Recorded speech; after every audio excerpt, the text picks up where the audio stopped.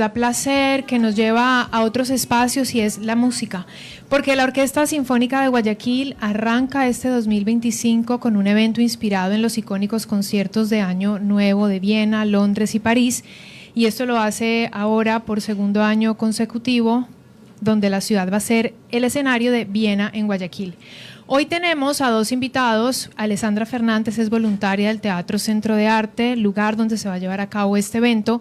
Íñigo Pirfano es director artístico y él pues está a cargo de toda esta presentación que se ha llevado a cabo durante los últimos años con la orquesta. Vamos a conversar sobre esta propuesta, pero antes quiero preguntarles cómo terminaron el año musicalmente, qué esperan para el 2025. Bienvenidos, Alessandra e Íñigo. Muchísimas gracias. Pues el año pasado terminó de la mejor manera posible, con conciertos muy multitudinarios y además con una celebración de la Navidad por partida doble. Tuvimos yo diría un estreno en Guayaquil, que fue la interpretación también en el Centro de Arte del Oratorio de Navidad de Bach, y además la respuesta del público fue entusiasta.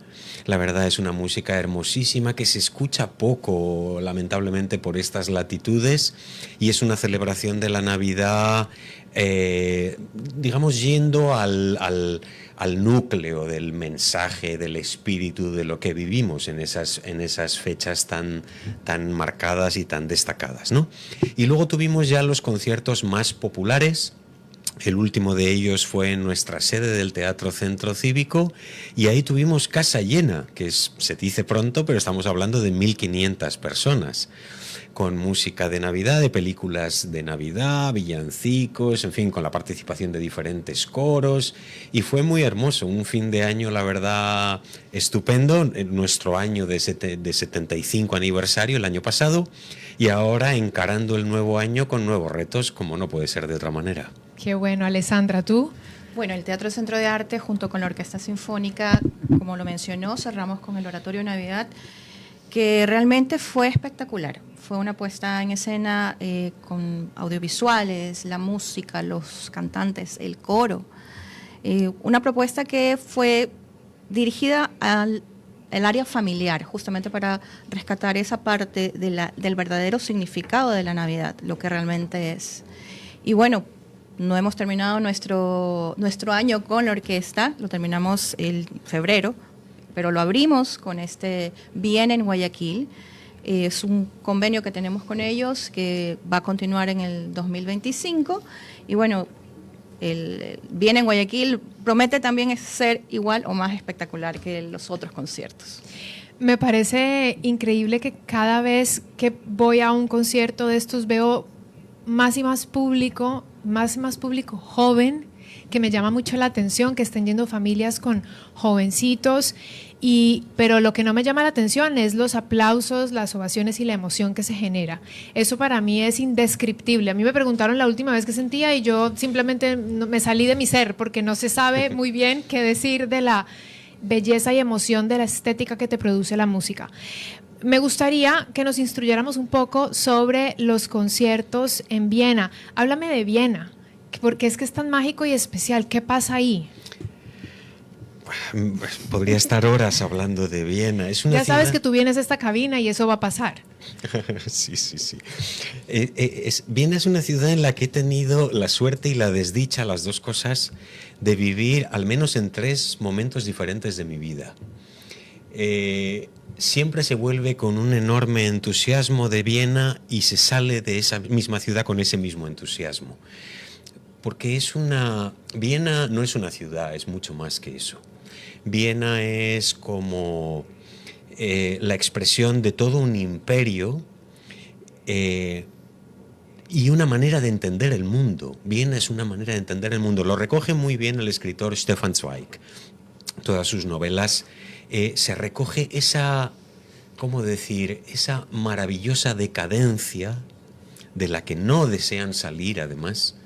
Viven en el pasado, viven instalados en la época de Sisi emperatriz, en la vida de los cafés, y en una decadencia que tiene algo que es glorioso y a la vez terrible.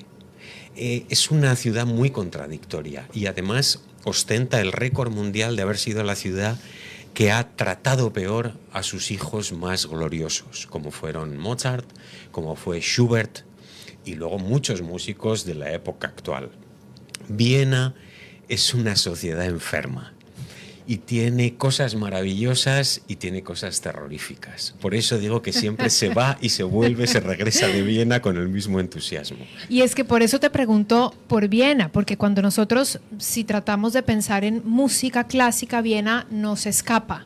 Y si se habla de arte y de lugares donde hacían una congregación los artistas de diferentes áreas, escritores o músicos, pintores, Viena siempre sigue siendo protagonista. Entonces, ¿qué pasa en Viena que es tan particular? Claro, pues una de las cosas particulares de Viena, el otro día lo recordaba en una conversación, ¿no?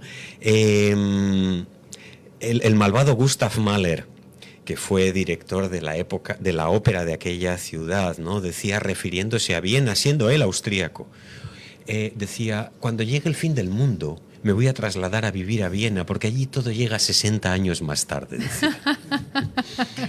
Qué bueno. Eso ya te hace entender Claro. un poco lo que sucede allí. Efectivamente viven instalados en el pasado. Pero, dicho esto, claro, es la ciudad de la vida en los cafés. Es la ciudad del chisme. Sí, es una cosa que nos puede cansar un poco, digamos, o nos parece que es como una característica de aquí, de los países en los que vivimos por aquí. No, o sea, esto es una caricatura en comparación con lo que sucede en Viena. La gente se junta en los cafés solamente para hablar del nuevo amorío de la actriz del Volkstheater, de a quien hemos visto a este tenor paseando por el Prater, de qué es lo que ha sucedido en el estreno de esta exposición de pintura. O sea, es la vida cultural asociada con una especie de ocio, de ocio a la vez creativo y destructivo. Pero es un chisme que gira en torno al ámbito cultural y artístico. Siempre. Bueno, y por supuesto, y a la vida social. Personal, y claro. a los enredos amorosos de todo el mundo. Eso es Viena y eso sigue siendo Viena. Los cafés de allí son todas instituciones, el Havelka, el Landmann, el Café Central, o sea, todos los cafés de Viena son lugares de reunión para el chisme. Se parece un poco a Guayaquil. Yo no voy a opinar porque no conozco Viena, pero entonces vámonos a el concierto icónico de Año Nuevo de Viena, que si no estoy mal es un concierto que tiene cerca de 100 años de trayectoria. Sí. ¿Cuándo comenzó y por qué se convirtió en una inspiración para que luego, por ejemplo, se lleve a cabo un concierto como el que va a desarrollar la Orquesta Sinfónica, que se llama Viena en Guayaquil? Claro. O sea, todo esto viene de una saga de músicos que son la familia Strauss en el siglo XIX, que digamos, eran, además de grandes músicos, grandes artistas, eran extraordinarios empresarios. Eran padre y 2 hijos, ¿no? Exactamente. Sí. Y ahí vieron las posibilidades de crear una literatura pensando en toda esa cultura, en todo ese mundo, en esa vida, en esa burguesía que estaba tan en boga en la Viena de la época, hacer música de salón para que la gente danzara, básicamente, para que bailaran. ¿Esto es más o menos como por la Segunda Guerra? O sea, esto es más o menos 1840. Es mucho antes. Sí, o sea, esto sí. tiene más trayectoria, o sea, es Siglo más de 100 XIX, años. sí. Okay. O sea, es desde la muerte de Beethoven un poco más tarde. Total. Hasta hoy. Realmente, porque los Strauss todavía siguen en la institución y todo lo que se toca en esos conciertos, prácticamente el 95% es música compuesta por esta familia. Tanto en los conciertos de Viena como en el que nosotros vamos a dar, solamente es una excepción. Hacemos una pieza de un ballet de Leo Delibes y hacemos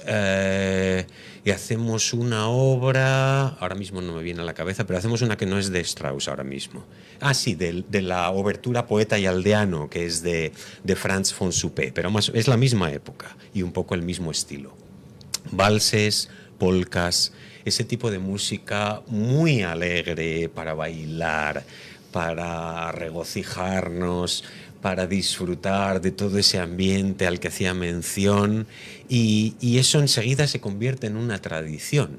Hay otras muchas tradiciones también en Viena, porque Viena es la ciudad, la cultura de las tradiciones, ¿no? Entendiendo un poco lo que quería decir antes, como viven instalados en el pasado, pues viven instalados en la tradición. La gente tal vez no sepa que, por ejemplo, todos los años, a las 12 de la noche del 31 de diciembre, se interpreta la opereta El murciélago, Die Fledermaus. ¿Y quién se transmite por dónde? ¿O la gente va a una plaza? No, porque ¿o cómo eso es? no se ha convertido en algo mediático como el concierto de Año Nuevo. Sí, ok. Pero sí, o sea, es una tradición vienesa y la sociedad, esa de rancio abolengo vienés, todos se dan cita para escuchar, ver el murciélago en la noche del 31 al 1. Mira. En la noche esa se interpreta la opereta y al día siguiente en el Musikverein se toca el concierto de Año Nuevo con esa selección de obras de la familia Strauss, que eso sí se ha convertido ya en un acontecimiento planetario, porque se retransmite en todos los países, yo diría. Y es lugar de encuentro de muchísimas personas, o bien de manera presencial o lo que es más normal, ¿no? De manera virtual a través de los medios de comunicación. Disfrutar, dar la bienvenida al Año Nuevo de esa manera tan alegre, ¿no? Y si se quiere, sí, con esa decadencia tan maravillosa y que tiene tanto sabor, ¿no? Tanta sustancia. Palabras opuestas que pensaríamos que no combinan.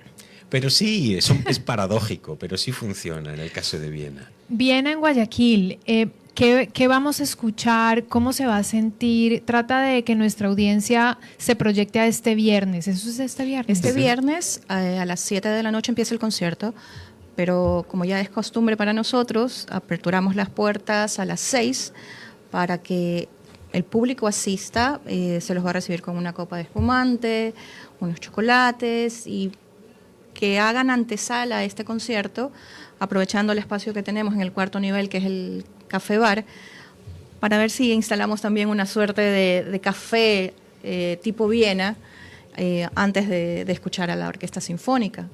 Trasladarse a un micro Viena en el Teatro Centro de Arte, dices Alessandra. Así a ver es. si se logra. A ver si se logra. ¿De qué serán esos chismes?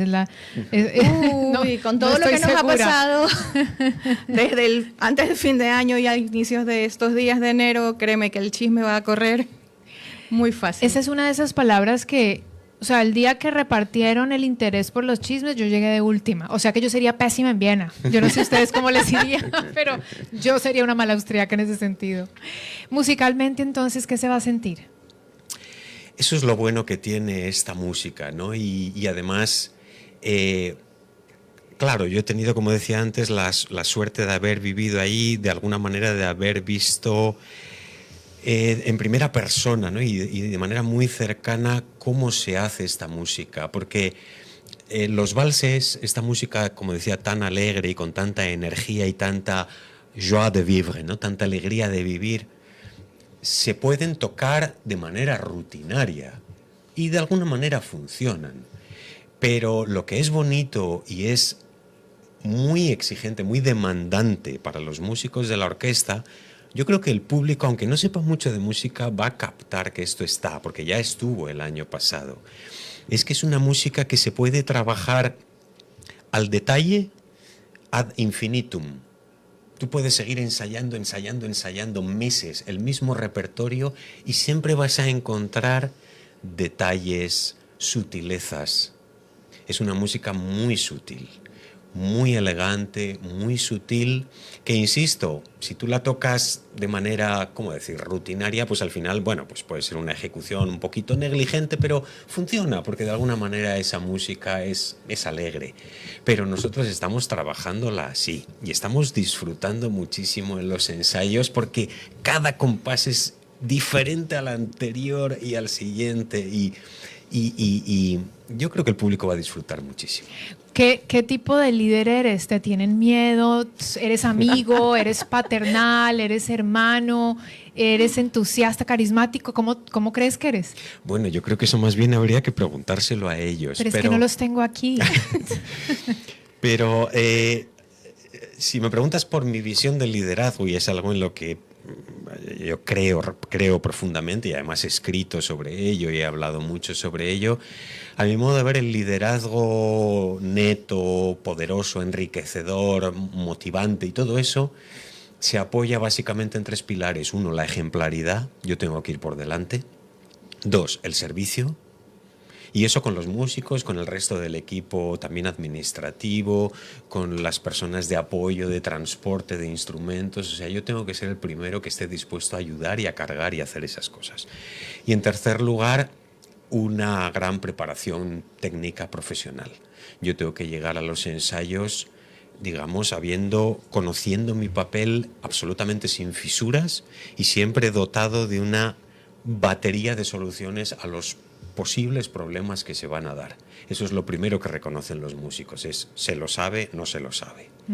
Duda, no duda.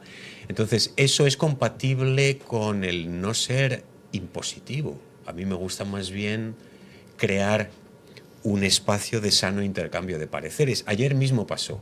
Me pregunta el concertino, ¿cómo hacemos esto? Y realmente yo no lo había pensado y le dije, ¿y usted qué opina? Pues creo que podríamos hacer así. Probemos. Funcionó súper bien, le dijo, se queda. O sea, eso es lo que hace que la orquesta no sea una especie de, no sé, un grupo de personas que obedecen de manera ciega y sin reflexión a lo que yo les impongo. Hay directores que les gusta ese modelo. A mí me parece horrible, ¿no? Yo creo que más bien lo que despierta, genera la creatividad y una respuesta no de adhesión así servil, sino gozosa, de adhesión gozosa. Mi propuesta es generar la creatividad y el diálogo. Y es que todos los días están ahí. Todos los días Claro. están juntos, ensayando, viéndote, siguiendo instrucciones, Sí. colaborando entre sí. Si no es un ambiente agradable, por más que te encante la música y seas el mejor violinista, no, tal vez no te guste estar ahí. O sea, Claro. el desafío también es humano. Sí, es así. Y no sé cómo lo viven ustedes casa adentro, pero en mi trabajo pues hay versatilidad, en el tuyo también, en el Así tuyo es. también, seguramente en el de ustedes también hay mucha versatilidad, pero ustedes están en medio de los instrumentos basándose en una obra que puede repetirse seguramente 30 veces en el mes. Claro. Entonces hay que tener ahí mucha capacidad de liderazgo positivo, sin lugar a dudas. Sí, se puede repetir 30 veces en el mes y además se puede interpretar de 50 maneras diferentes. O sea, no hay una visión, nadie tiene un teléfono con el que poder hablar con Mozart o con Beethoven para decirle cómo pensó esta apoyatura o este retardando. Claro. No existe. No. Todo es interpretación. Totalmente. Entonces yo recuerdo que una vez también un músico me decía, ¿no? Les digo, ¿qué les parece esto? Y dice, no sé, maestro, díganos. Digo, no, es que esto no va de díganos, yo digo y ustedes hacen. Bueno, al menos en mi caso no va de esto. ¿Qué piensan? O sea, yo tengo que estimular, provocar también el pensamiento creativo de ellos, si no, hacer música sería un ejercicio tedioso, terrorífico. Claro, monótono. Yo estaba leyendo a finales del año pasado, voy a cambiar de tema para nuestra audiencia, pero sí cambio de tema y no. Hay un libro que tengo en mis manos que se llama ¿Cómo hacer que te pasen cosas buenas? De Marian Rojas Estapé, que es psiquiatra, es española, joven ella, y se ha vuelto muy mediática porque tiene una capacidad comunicativa importante para decir lo que piensa y lo que sabe. Viene de una familia de la salud, de la psiquiatría. Y entonces yo estaba leyendo porque yo dije, bueno, ¿cómo hacer que te pasen cosas buenas? Vamos a leer que me pasen más cosas buenas en la vida. Entonces yo voy pasando las hojas y de repente llega un capítulo en donde ella se centra en cómo hacer que generar correctas relaciones con los demás. Y ella empieza a dar como paso 1, 2, 3, 4, 5, 6, 7 y llego al 8. Y llegó al 8 y dice, canta pero también en grupo. Y ella empieza a hablar como en una universidad de Reino Unido, a través de un experimento, se dan cuenta de cómo trabajar unidos a través de la música y del canto y la salud mental, pues hay mejores resultados de bienestar. Pero luego voy bajando y esta psiquiatra llega y dice lo siguiente: viene a mi mente ahora el caso del joven director de orquesta Íñigo Pirfano, que frisa en los 40 años, fundador de A Kiss for All the World, Con su fundación visita sitios duros, difíciles, cárceles, hospitales, campos de refugiados, lugares de enorme pobreza y dirige la 9ª Sinfonía de Beethoven inspirada en el canto de la alegría de Schiller. Y yo dije, a ver, espérame, Íñigo Pirfano no puede haber dos. Entonces yo llegué y dije, se refiere al maestro Íñigo Pirfano, que es el director de la Orquesta Sinfónica de Guayaquil, que yo he entrevistado y está citado por Marian Rojas Estapa y me lo estoy leyendo yo. Entonces yo decía, son muchas coincidencias. Cuando lo vuelva a entrevistar, le sacaré el libro. Así que quiero saber cómo pasa esto. Bueno, es que eso pasa de una manera muy natural, no tiene absolutamente ningún mérito, teniendo en cuenta primero que Marian Rojas Estapé es muy amiga mía y, o sea, nos conocemos y ella desde el primer momento, cuando yo puse en marcha aquel proyecto que ya pues ya no existe, ¿no? Porque la pandemia se lo llevó todo por delante, luego nuevos proyectos, nuevos planes, pero fue muy bonito. Efectivamente yo puse en marcha un proyecto que era un proyecto de solidaridad, era un proyecto de acción social a través de la música y venía un poco a provocar que la sociedad revisara el concepto de las primeras necesidades, ¿no? Porque la alimentación, la medicina, el vestido, todo eso, el agua, todo eso es muy importante, pero la cultura no es menos importante, porque la cultura de alguna manera es algo que sirve para reconocer nuestra dignidad. Entonces las personas, al margen de la situación en la que se encuentran, de salud, de exclusión social, de lo que sea, las personas tienen dignidad. Todas las personas tenemos la misma dignidad, ni más ni menos. El que está comprándose el abono en el Metropolitan de Nueva York y la persona ante la que nosotros pudimos tocar en el oncológico de Panamá o en una cárcel en Bogotá, ¿no? Entonces ese proyecto venía a, de alguna manera, a zarandear, a agarrar por las solapas al planeta Tierra para que abriera los ojos y de alguna manera hacerle reflexionar de que una de las principales enfermedades del mundo actual es precisamente esa especie de narcisismo salvaje y que solamente las cosas nos empezarán a ir bien cuando dejemos de mirarnos a nosotros mismos, nuestro propio ombligo, y nos abramos con generosidad a los demás. Y en este caso, de manera específica, a los que la han pasado peor, han corrido peor suerte en la vida, ¿no? Entonces, no se trataba de lo que ya se hace, afortunadamente, en muchos lugares del mundo, ¿no? Un concierto benéfico, toco para unos señores de la High Society, recojo un dinero y lo entrego a una causa benéfica. No. ¿Por qué no llevamos la música a esas personas? Eso es lo que no se había hecho nunca. Vamos a hacer algo fuera de escala, porque la 9ª Sinfonía de Beethoven es algo fuera de escala, teniendo en cuenta que son necesarios, no sé, 150 músicos para poder interpretarla. O sea, ya no es un cuartetito de cuerda que llevo a una... No, es que estamos llevando una obra que además fue declarada por la UNESCO Patrimonio de la Humanidad, porque habla precisamente de eso. Nuestro proyecto se llamaba A Kiss for All the World, un beso para todo el mundo, porque el texto de la 9ª de Beethoven dice eso. Seid umschlungen Millionen diesen Kuss der ganzen Welt. Abrácense multitudes este beso al mundo entero. Y nosotros queríamos llevar la 9ª y queríamos llevar el beso que esa 9ª de Beethoven comunica, expresa, transmite a través de la música de Beethoven y el texto de Schiller. Entonces fue un proyecto súper bonito que pudimos llevar a muchos países, a colectivos vulnerables, a cárceles, a centros de acogida de refugiados, por ejemplo, sirios y afganos, a hospitales oncológicos, a un orfanato en Kinshasa, en la República del Congo, para 900 niños. Fue un proyecto súper bonito y en ese contexto yo conocí a María. Entonces, ella le fascinó el proyecto, nos caímos súper bien, tomamos un par de cafés y ella me dijo, ¿sabes qué? Ese proyecto lo tienes que llevar, porque ella en ese libro habla, no sé si te voy a hacer un poco de spoiler, pero habla de... No, ya me están pasando cosas buenas, tranquilo. Ah, ya, perfecto. Ella habla del trabajo que hizo durante varios veranos de su vida mientras estudiaba la carrera de medicina, a través de una fundación que sacaba a adolescentes de los prostíbulos de Tailandia, Birmania, Camboya, etc. Sí, ella comienza el libro con esas historias, ella lo cuenta y lo ha hablado también en sus podcasts y todo. Bueno, es una mujer súper interesante que habla sobre salud mental. Yo cuando estaba leyendo este libro nunca me esperé encontrarte dentro de él, pero qué interesante que haya puesto tu ejemplo como parte de la sanación y la búsqueda del bienestar, y en términos de salud mental, encontrar que también en cuanto a la comunidad, recibir esos espacios, hacer esas conexiones entre quienes lo necesitan y quienes lo pueden dar, funciona muy bien. Entonces, qué bonito escucharte. Quienes nos están oyendo, estamos conversando con Íñigo Pirfano, que es el director artístico de la Orquesta Sinfónica de Guayaquil, y él también es licenciado en filosofía. Por eso cada vez que nos sentamos a conversar, las conversaciones van mucho más allá de solo música. Creo que solo música incluye un universo enorme, sobre todo viniendo de la experiencia y la vivencia de él. También está con nosotros Alessandra Fernández, voluntaria del Teatro Centro de Arte, lugar donde se va a realizar este evento, que es el viernes 10 de enero a las 7 de la noche en el Teatro Principal.